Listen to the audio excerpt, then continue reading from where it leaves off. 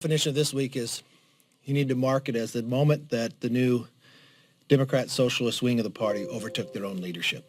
You saw it in every aspect. You saw when the progressives fight back, they win. That you could not even ask Congresswoman Omar to apologize this time. That they had to water down their own amendment and could not even focus on stopping anti-Semitism. And this is the second time this has happened. The other part that you have watched is the vote that we had today. What's interesting, when you become the majority party, you reserve the first 10 numbers for those bills that are most important to you. When we were in the majority, H.R. 1 was making sure hard-earned taxpayers are able to keep more of their own money. What's the Democrats' H.R. 1? To actually take more of the taxpayers' money and give it to themselves, the politicians. We saw that this new Democrat Socialist Party was presented with an amendment that recognizes that allowing illegal immigrants to vote devalues the franchise and diminishes the voting power of American citizens. They rejected that. What's most ironic is we voted on this a few months before, and 49 Democrats had voted yes. 49 voted to uphold the franchise of the American voters. Today, only 6 Democrats voted for the identical language. Only 6. What changed in those few short 6 months? The sanctity of the ballot is suddenly controversial in the new Democrat Socialist Party. The socialist grip could not be tighter. This week, the House Republicans also asked for unanimous consent for the 12th, 13th, 14th, and 15th time to consider the Born Alive Abortion Survivor Protection Act. And each time, the Democrats reject it. But we will continue to ask every single day until we are able to bring the bill up. This isn't the Democratic Party that we've come to know. The transition is now complete. That the Democrat Socialist wing of the party controls their own leadership. We continue to see the very clear contrast between freedom and socialism throughout this Congress. Open for any questions you may have. Yes. You've been eager to talk about the division within the Democratic Party over this anti-Semitism resolution, but there's clearly a divide within your own party too. Where? 23 Republicans voted against, including from your leadership team. Can you respond to that? Why couldn't you keep everyone in line? Well, when you watch what the Democrats did, they watered down this amendment. The frustration on the Republican side was more that you watered down the amendment. Yes, we are always stronger when we speak with one voice, but I think America is very clear on this. We oppose anti-Semitism. They have a clear problem on the Democratic side. The first time that it happened, it was the Republicans not having a vehicle, just one on a motion to recommit, to even bring it up. We brought it up. We spoke with one voice. When it happened again, this time the Democrats didn't even ask Congresswoman Omar to apologize. Their own members on the Democratic side, Elliott, their chairman, Chairman Engel, he was frustrated that they had to add more to the resolution to even get it to come to the floor. That's what they spent the entire week on. So yes, we're very united and frustrated that the Democratic Party is now taken over by the socialist progressive wing on their side. And specifically, yes, ma'am. Congresswoman Cheney's vote. Can you speak to that? Well, I always think it's more that we're stronger when we all vote together, but everybody has their own voting card. For a period of time now, you've been referring to Steve King, saying that you all removed him from his committee. No, we removed him from all of his committees. From all of his committees, okay, fine. Essentially, he's been used as a whipping boy throughout this entire period. How much longer is he going to be left off of his committees while you called for Representative Omar to be removed from her committee at this point? The action we took with Congressman Steve King was based upon what we heard in our own party saying that is not what this country believes and it's not what the party of Lincoln stands for. We took action. We didn't have to take something to the floor. We didn't have to wait weeks. We didn't have to water down our action at all. We removed him from every single committee. I think it's an action that people would celebrate throughout the country.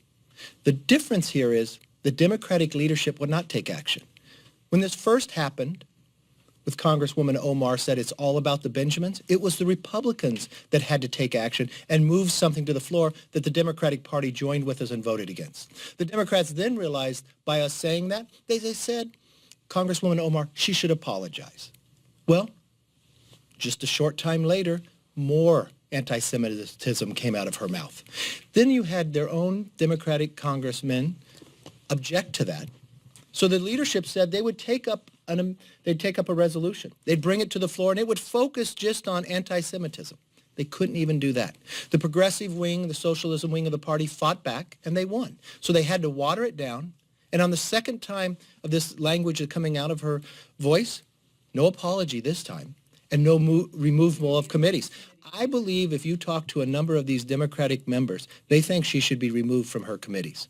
There's no punishment, not even on the second time. There's less punishment on the second time of anti-Semitism talked. It's even rougher. Yes. Congressman King has said that his comment he was misquoted and that the reporter conflated his own comments with what he then attributed to King. There is no tape. King's told you that he was misquoted. Why don't you believe him? You know, I sat with Congressman King, and there's other instances, there's videos of this language too being used, and that's the action that we took. And Congressman King and I have discussed this. The conference committee has discussed it, and the conference as a whole. Yes. There's been a lot of focus on the diversity within the Democratic Party recently. After the elections, Republicans said they wanted to see more diversity in their party. What are you doing so far to achieve that goal? Well, the first part I can do is, if you're looking for the future, is I have to recruit when it comes to diversity. Look, number of women, the ability of a focus looking like America at the same time. I think in a few short months you'll see that is paying off. You'll see the individuals across the country who's running under the Republican wing will look very diverse and look like America. Are there any examples you have at the moment? I have some examples about to roll out their announcement, and I'll bring you to that rollout because they'll be exciting. I don't want to step ahead of them right now. McCarthy, the president's been talking a lot about pardons recently, and he was also speaking very favorably about Paul Manafort after his conviction yesterday. What would your reaction be if the president pardoned Paul Manafort? You know what? He's never talked to me about it, and he hasn't done it, so if he does it, you can ask me about it then. It's just a hypothetical. I might have missed it, but back when you were in the majority, why wasn't there a resolution criticizing Trump when he talked about fine people on both sides down in Charlotte? I wasn't leader at the time, but I don't. I think you heard a number of members who spoke out on that. Yes. Yes. Not a resolution. Go ahead. Just to follow up on Al's question, why not a resolution on that? And then another question for you: do you consider this issue of the anti-Semitism? Do you consider this something that there's a vote, let's move on as a House, or is this something that Republicans, you've expressed concern about where the Democrats are on this? Is this something you guys would plan to bring up, and whether it's motions to recommit or in the we future? didn't think we'd have to bring it up again, but we thought maybe the resolution we brought forward, maybe if the member apologized, maybe you would learn from that. We did not think in a short time period, less than a month, that same member would spew the type of language she spewed again. It wasn't even Republicans who spoke up first. It was their own members on their own side of the aisle. But their views did not win out at the end of the day. At the beginning, it did. They had a resolution that would have focused just on the anti-Semitism. But they even refrained from naming the Congresswoman. Then they even watered it down further because they could not pass it because of this new progressive wing of the party. Yes, sir. You believe that there are Democrats who think Ilhan Omar should be removed from the Foreign Affairs Committee? I've had Democrat members come up to me and say that. Yes. Who said that? Those are private conversations. I'll keep it private like that. I don't want to harm the Democrats within their own conference. Yes. You guys have won 2 NPR votes so far this Congress, but today, you have this math package on the bill, and the NPR you guys offered was just non-binding, a sense of Congress. Why did you guys not take a more substantive amendment to this measure and try to divide them on their key priorities? Well, we didn't want to have to invite it. We put a bipartisan MTR up, one that less than 6 months ago, 49 Democrats voted for. And a number of them voted present. So it was probably the easiest place that you could find bipartisanship. The most difficult, let's talk about H.R. 1 for one moment. This was put through and referred to 10 committees. The entire bill didn't even have a markup. The only committee that marked it up was House Administration. You all understand what House Administration is. It is not selected by the conference who serves on there. This is selected sheerly by the Speaker and the leader. It is the only committee that marked up, and they didn't have jurisdiction over the full bill, so they only could mark up 60% of it. The chairwoman, Zoe Lofgren of House Administration, promised the Republicans that it would be marked up in all the other committees. It was not marked up in one of them. Republicans offered 28 amendments in House Administration. You know how many were taken? 0. The idea of H.R. 1 is going to take taxpayers' money to give to politicians. The idea that if you're convicted of a felon, you get to vote. Even if you're convicted of a voter fraud, you're now going to be able to vote. I do not believe this bill is going to go anywhere. But the really sad part about this is the definition of the Democratic New Party, that this is their number one bill. This is their most important bill because they chose what number to give it. We chose to give taxpayers, make sure they get able to keep more of their own money. They chose to take more of the taxpayer money and give it to themselves as politicians. That is the real changing moment. Yes, ma'am.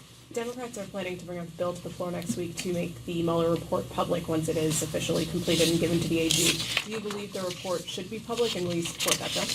Well, I haven't seen the bill yet, so once I see the bill, I'll be able to talk to you about it. But I think the Mueller report should come forward exactly as the law says it should. I believe the Attorney General will take a look at it, simply as we've done these in the past, uphold the law and uphold the tradition, and supply that publicly to the rest what's able to be in it. Yes, ma'am. Now that Democrats have taken their action on Omar, do Republicans plan to bring up a censure resolution or something to specifically name her? No decision has been made on that yet, but I would hope, and as I listened to Elliot Engel yesterday on the floor, his disappointment that even the resolution could not have been separated, that the resolution could not just talk about what's wrong with anti-Semitism, that the Democrat Party could not bring that bill to the floor and pass it, even though we would vote for it. That is a real turning moment for this Democratic Party. They have shifted to who they've been in the past, and that's why this week is a defining week for them. Last question. Yes, sir. Thank you. I've heard Democrats argue this week that Republicans don't have credibility in going after Congresswoman Omar on advancing anti-Semitic tropes when they say those very same tropes were advanced by Republicans in attacking people like George Soros, for example. I wonder what your response to that is. That is not true by any shape of the form. Why? It's very simple. Because listen to what Congresswoman Omar said. She questioned the ability of an American to have allegiance to America if they were Jewish. She questioned that. We've watched in history that question be asked before. What's really concerning to me is that if we don't speak strong enough, does that question continue to get asked, and does it grow? And in this Democratic Party, they were not big enough to even name the individual who said it, nor this time to even ask for an apology, nor be able to bring it on the floor by itself. That is a turning moment, and that concerns me as an American and concerns me as a freedom for everybody else. Thank you very much. Thank you.